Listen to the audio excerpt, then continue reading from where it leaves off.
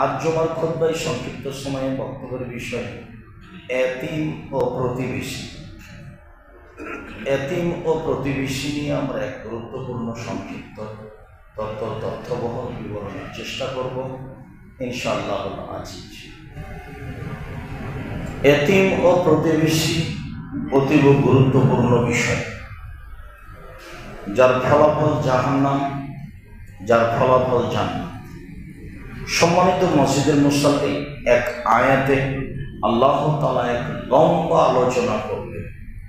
তার এক নম্বরে বললেন, আল্লাহর ইবাদত করো, তার সাথে শিরক করো না। আল্লাহর সাথে সদাচরণ হলো শিরক না করা। তাহলে পুরো আলোচনা হলো সদাচরণ। তো আল্লাহর সাথে একটা সদাচরণ করা লাগবে, সেটা কি? সেটা হলো শিরক না করা। মানুষ যখন শিরক মুক্ত থাকবে তখন ও আল্লাহ যেটা হক রাখে সেটা দিয়ে দিল। আল্লাহ আমাদের কাছে একটা অধিকার পাওনা পাই, সেটা হলো শিরক না করা। আমরাও একটা পাই, সেটা হলো শাস্তি না দেওয়া। ওটা বুখারী মুসলিমের হাদিস। তো আল্লাহ বলছেন যে আমারটা আগে দাও, আমি তোমাদেরটা দিয়ে দেব। আমারটা আগে দিতে হবে, যেহেতু আমি সৃষ্টি করেছি। আমারটা দিয়ে দাও, আমি তোমাদেরটা দিয়ে দিব। আমারটা হলো শিরক না করা, আর তোমাদেরটা হলো শাস্তি না দেওয়া। তো ঠিক আছে, কথাতে দ্বিমত কিছু নেই। তারপরে বললেন যে পিতামাতার সাথে সদাচরণ করো। মানুষ হিসাবে পৃথিবীতে আল্লাহর পরে ভালো আচরণের যে হক রাখে সে হলো পিতামাতা। যখন ছেলে মেয়ে হয়ে যায়, সংসার ভিন্ন হয়ে যায়, টাকা পয়সা ইনকাম করে, তখন পিতামাতা বাড়িতে অপ্রয়োজনীয় মানুষ হয়ে যায়, যার কোনো প্রয়োজন থাকে না। তার চলাফেরা, খাওয়া, কথাবার্তা আর ভালো লাগে। আর যত বেশি বয়স হয় তত অপ্রয়োজনীয় কথা বলে। না বুঝে এক ছেলেকে ভালোবাসে, এক ছেলেকে খারাপ বাসে। না বুঝে মেয়েরাকে ভালোবাসে, ছেলেরাকে খারাপ বাসে। না বুঝেই করে, এ কথাই ঠিক। তখন আসলে সে মূলত বুঝতে চায় না। আর অনেক সময় আমি বুঝেছি ঠিক, আমি ভুলটাকে ঠিক বুঝেছি, আমার বাপ ঠিকই বুঝেছে, ভুল বুঝেনি। কিন্তু পরিস্থিতিতে আর হয় না যে আমি তাকে সম্মান করব। যার কারণেই আল্লাহর পরে আল্লাহ যেটা রেখেছেন সদাচরণ হিসাবে, সেটা হলো পিতামাতা। তাতে তিনি বলেছেন যে তোমাদের পিতামাতাই হচ্ছে তোমাদের জাহান্নাম, তোমাদের পিতামাতাই হচ্ছে তোমাদের জান্নাত। তাতে তিনি বলেছেন পিতামাতাকে মূল্যায়ন, পিতামাতা পাওয়ার পরে যে ব্যক্তি জান্নাতে যেতে পারলো না সে একজন হতভাগা ব্যক্তি। অনেক কথাই বলেছেন। আসলে এই সময়ে পিতামাতাকে মূল্যায়ন করা খুবই কঠিন। তারপরে আল্লাহ তাআলা বললেন অবিদিল কুরবা, নিকট আত্মীয়র সাথে ভালো আচরণ কর। পৃথিবীতে সবচেয়ে নিকট আত্মীয় কে জানেন? ভাই।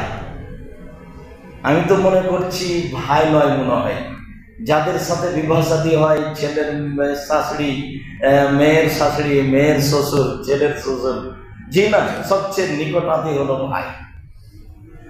আর মনে রাখবেন, আপনার সংসার হলো আপনি, আপনার স্ত্রী, আপনার ছেলে মেয়ে। আপনার ভাই কিন্তু আপনার সংসারের সদস্য নয়।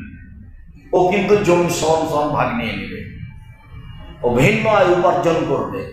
একটু 19-20 সালে গন্ডগোল লেগে যেতে পারে, এমনকি জমি জায়গা নিয়ে মামলা হয়ে যাবে। দুই ভাই দুই দিকে উঠবে কাঠগড়ায়, আর জজ বসে আছে সামনে। অবাক কথা, যেটা আপনাদের চোখের সামনে মাঝে মধ্যেই ঘটে থাকে। কোন এক সময় বলছিলাম, আমাদের গ্রামে পিতা মারা যাওয়ার পরে ভাই ভাই গন্ডগোল হয়, জিনিসপত্র জমি জায়গা ভাগ হয়। তাতে ঢেঁকিটা কেটে ভাগ করে নিয়েছিলাম। ঢেঁকিটা কেটে যে ভাগ করে নিল তাতে কি হবে? কিন্তু বলছে যে নিব।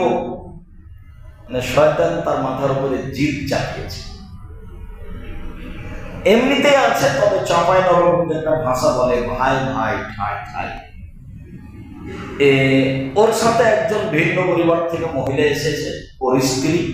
আপনার সাথে একজন ভিন্ন পরিবার থেকে এসেছে মহিলা, ও আপনার স্ত্রী। একটু কাজ দুজনের বেশি হলে কম হলে খেপে ওঠে, সব কিছুতেই রাতের তারা একরকম বলে, সকালে তখন ভাই ভাই আর মিল খায় না। ঘুম থেকে উঠে দেখে মাই আমার সবচেয়ে বড় শত্রু, আমার ভাই আমার সবচেয়ে বড় শত্রু। অমিল হতে হতে হতে অনেক দূরে চলে যায়। পৃথিবীতে দ্বিতীয় যার সাথে সদাচরণ করতে হবে বলে আল্লাহ উল্লেখ করেছেন সেটা হলো নিজ ভাই। ভাই বোন, বোন যদি বেড়াতের বাজারে বলে যে আমার বাপের যে ভাগ পাবো এখানে দিয়ে দেয়, আপনি তো খেপে উঠবেন। তো শ্বশুর বাড়ি তো ইয়াতে উত্তর বাড়ি, তো শ্বশুরের অত কিছু আছে, তুই এটুকু চাচ্ছিস কেন? সেটা আমি বুঝছি না, ভাগ আমাকে দিয়ে দে। তো বলতেই পারে, তা আপোষ হওয়া কঠিন। এই হলো সবচেয়ে নিকট আত্মীয়। পৃথিবীতে এর চেয়ে আত্মীয় হিসেবে নিকট আত্মীয় নেই। আর বাপ আত্মীয় নয়, ওখান থেকে শুরু হয়ে বাপ মা আত্মীয় নয়। পৃথিবীতে সবচেয়ে নিকট আত্মীয় হলো ভাই বোন, অবিদিন কুরবা। এরপরে যেটা আল্লাহ উল্লেখ করলেন সেটা হলো এতামা, এতিম। সাধারণত চাচা এতিম লালন পালন করে, দাদা এতিম লালন পালন করে। তাদের জমি জায়গাও থাকতে পারে, তাদের আত্মীয়তাও থাকতে পারে, মরণে তাকে ভালো দেখাশোনা করতে হবে। তো বলছিলাম ইয়াতিম, এতিমের সাথে সদাচরণ হলো তাকে থাকতে খেতে দিতে হবে, ওর সাথে সদাচরণ। অল ইয়াতামা অল মাসাকিন, ফকির মিসকিন। ফকির মিসকিনের সাথে ভালো আচরণ, তাকে ধমক দেওয়া যাবে না, তাকে গালি দেওয়া যাবে না। আপনি দেন, আমরা হলে ভালো কথা বিদায় করেন। ঘোড়ায় চলে আসুক না হাতিতে চলে আসুক, চাইলে দিয়ে দিবেন, খেতে চাইলে খেতে দিবেন। যখন নিজে আগ্রহী সহকারে খাবার দিবেন খাওয়াবো, তখন সে যেন মোমেন পরেজগার, যার জন্য মানুষ আলেম ওলামাকে দাওয়াত দেয়। ওটা আল্লাহ রাসূলের কথা যে আতিমু তাআমাকুম, তুমি তোমার খাদ্য পরেজগার মানুষকে খাও। তখন মানুষ মনে করে তো পরেজগার কে? হুজুর মাওলানা সাহেব। যার কারণে বেড়াইতে রমাদান মাসে একদিনে 4-5 বাড়িতে দাওয়াত, ওরা হুজুরকে ভালোবাসে। ভালোবাসা ভালো, আমি দুর্বল সাইডে যাই, ভালোবাসাই ভালো। আল্লাহ রাসূল বলছেন যে পরেজগার মানুষকে নিজের খাওয়া খাও। যখন তুমি নিজে খাওয়া বা কাউকে, তখন পরেজগার মানুষ হয়ে গেল। আর যে খেতে চেয়েছে, ও চোর হোক, চাকাল হোক, বড় হোক, সজন হোক, খেতে চেয়েছে আপনি দিবেন। হাত পেতেছে আপনার কাছে, আপনি দিবেন না। দেওয়া হাত ভালো, নেওয়া হাতের চেয়ে। বুখারী মুসলিমের হাদিস। হাত পেতেছে, কম হোক বের হোক, ধমক দিতে পারবেন না। ও হলো তার একটা হক আছে, ভিক্ষা, তার সাথে সদাচরণ। যার দিন কুরবান, নিকট প্রতিবেশী, এটা মূল আলোচনা। নিকট প্রতিবেশী যার জন্য দূর প্রতিবেশী। একটা বাড়ির সাথে লেগে আছে আর একটা পাঁচার বাড়ি পরে আছে। নিকট প্রতিবেশী এবং দূর প্রতিবেশীর সাথে সদাচরণ করতে হয়। প্রতিবেশীর সাথে সদাচরণের টিকে থাকা খুবই কঠিন। জমি লেগে গন্ডগোল লেগে যাচ্ছে, ও বলছে 6 ইঞ্চি আমার দিকে দখল করেছি, ও বলছে না তুমি আমার দিকে 12 ইঞ্চি দখল করে আছো, চলছে গন্ডগোল, মামলা চলছে। প্রতিবেশীর ছেলে এভাবে পানি চালিয়ে দিয়ে চট দেওয়ালে লেগে গেছে, তোমার ছেলে আমার দেওয়াল ভিজিয়ে দিল, নষ্ট করে দিল। আর একটু 19-20 দুই পরিবারের দুই মহিলা যখন ঝগড়া লেগে যাচ্ছে, তখন সবচেয়ে খারাপ কথা বলতে বললে জয়ী হবে। একবারে মনটাকে ঠান্ডা করে যখন দুই চারটে গালি দিয়ে নিল, তখন ওর যে রাগ ভিতরে আছে ওটা ঠান্ডা হলো। অথচ কিছুই নয়, অথচ কিছু না। প্রতিবেশীর সাথে টিকে থাকা খুবই কঠিন, যা ধারাবাহিক হাদিসে বোঝা যাবে। আল্লাহ রাসূল বলেছেন সুখময় ওই 4টে জিনিস আছে যার, তার এক নম্বর হলো ভালো প্রতিবেশী। সুখময় সে যার ভালো প্রতিবেশী। প্রতিবেশী কি জিনিস যে আমার জীবন সুখময়, সব ছাড় দেয়। কিন্তু কি ভাই, আর 3 ফুট হলে যে আমার একটু বাড়িটা হতো, হ্যাঁ ঠিক আছে নিয়ে নেন, যে বলেন কি 3 ফুট মানে গায়ের জ্বর চাইতে দেবো না, ওদিকে সরে দেখেন রাস্তার উপর বাড়ি করে করবে, আপনাকে দিবে কি করে? কি সমস্যা ভাই? ছেলে খুব অসুস্থ, আর চুপ থাকে না, আমি তাকে এতে নিয়ে যাবো, হাসপাতালে নিয়ে যাবো, চিন্তা করেন না। এ হলো প্রতিবেশী, সব সময় সুবিধায় থাকে, তার নাম হলো প্রতিবেশী। আর একটু অসুবিধা হলে বলছে ঠিক আছে ঠিক আছে, উচিত হয়েছে, জেলে গেছে তো উচিত হয়েছে। বেড়াইতের অবস্থা দেখেন, নির্বাচনে এদেরকে কবর দিয়েছে, এদের আচরণ বলে কোথায় 3-4 ভাগে মানুষ বিকেরা আশ্চর্য কথা। আলাদির সবাই একজন সারা বেড়াইতের মানুষ একটা মানুষ কি মনে করেন একজন আর একজনের বিরুদ্ধে এইভাবে লুটে পড়ছে করে, মনে হচ্ছে একজন আর একজনকে খেয়ে ফেলবে। দলে বিভক্ত হয়ে নির্বাচন পৃথিবীতে সবচেয়ে নিকৃষ্ট খারাপ জিনিস। মানুষকে পশু প্রাণী হায়ানা করে তোলে। হায়ানা মানে যে সবচেয়ে হিংস্র প্রাণী, যেটা আপনি দেখতে পাচ্ছেন। আমি আব্দুর রাজ্জাক দিবিশু রায়তে খুরবা দিতে আসবো মানে বলেন কি আপনি? আমি 90 সাল থেকে এখন পর্যন্ত কোনো অপ্রয়োজনীয় বাক্য বলি, প্রত্যেকটা বাক্যের পিছনে আমি 100% চ্যালেঞ্জ দিতে পারি। তবে আমি মানুষ, আমি ভুলের উঠে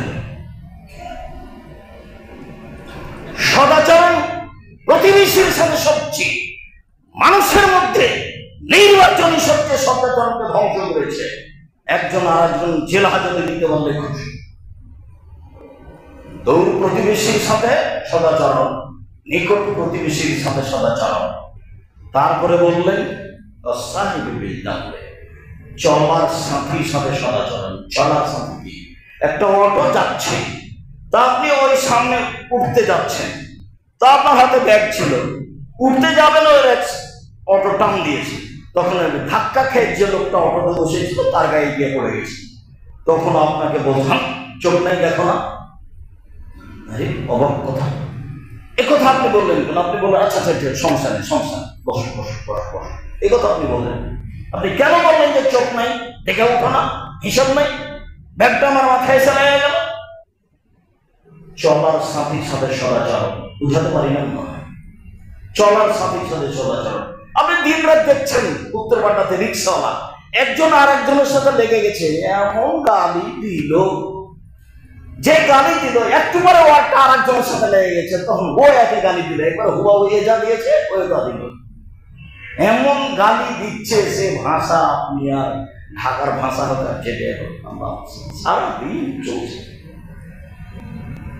সারাদিন চলছে। চলার সাথী, চলার পথিক, গাড়িতে, ভ্যানে, রিক্সায়, পায়ে, সব জায়গাতেই সদাচরণ। কোরআন মাজিদের আয়াতের কথা বলছি তো, আল্লাহ বলছেন চলার সাথে যারা তাদের সাথে সদাচরণ করতে হবে। 1 টাকা নিয়ে মারামারি লেগে গেছে, লেগুনাতে উঠেছেন উত্তরপাড়া, এখানে নামবেন, বলছে 15 টাকা দিতে হবে। বলো কি তুমি সারা জীবন 12 টাকা দিয়ে আসছি না, 15 টাকা দেবো মানে? 12 টাকা চেয়েছে, 10 টাকা দিয়ে আসেন, সেই কি তুমুল ঝগড়া 2 টাকার 1 টাকার জন্য চলছে, যেটা আপনি দেখতে পাচ্ছেন। এর নাম হলো চলার সাথে, সাথীর সাথে সদাচরণ করতে হবে, এই কথা আল্লাহ বলে। অবনিসাবিল, পথিকের সাথে সদাচরণ। পথিককে ও বলছে যে আমার বাড়ি নোয়াখালী, এই মসজিদে ওইটা বলছে, কি হয়েছে?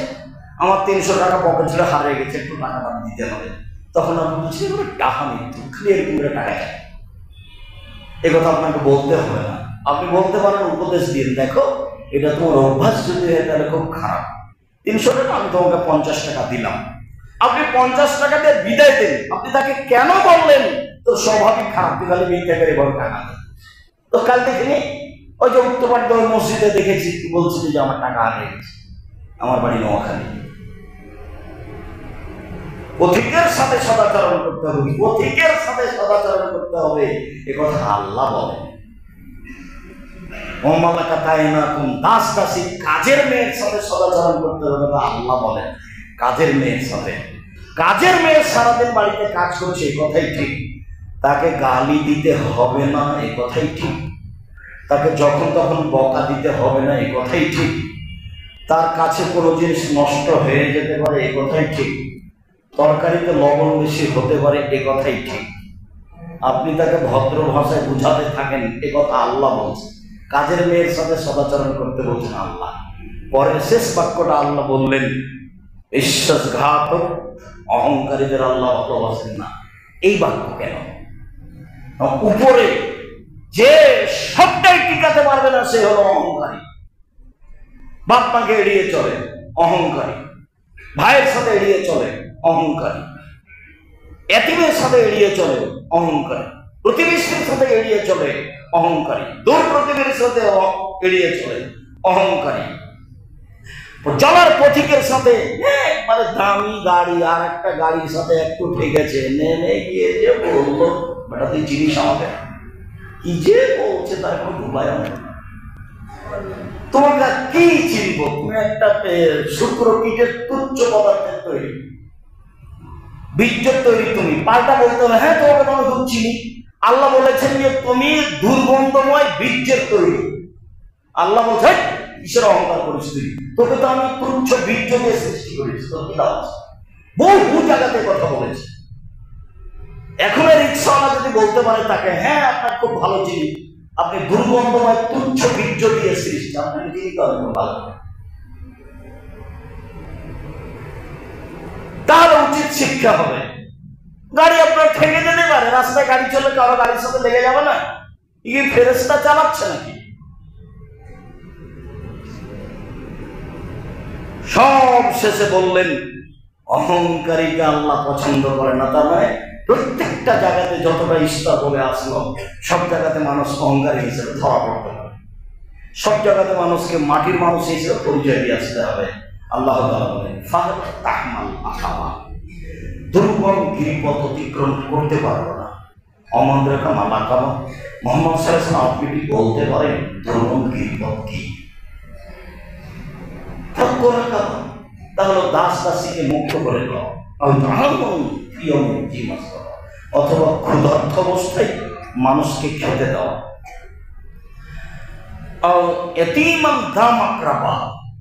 নিকট আত্মীয় এতিমকে খেতে দাও,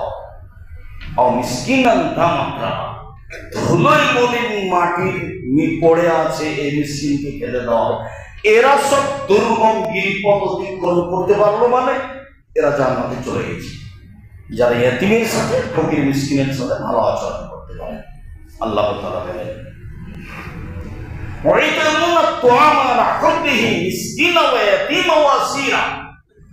ওরা নিজের প্রয়োজন থাকলেও এতিম বন্দি ফকির মিসকিনকে খেতে দেয়, যার জন্য ওদের ব্যাপারে আমি জানি। আল্লাহ তাআলা বলেন অনেক আয়াত এতিমের ব্যাপারে।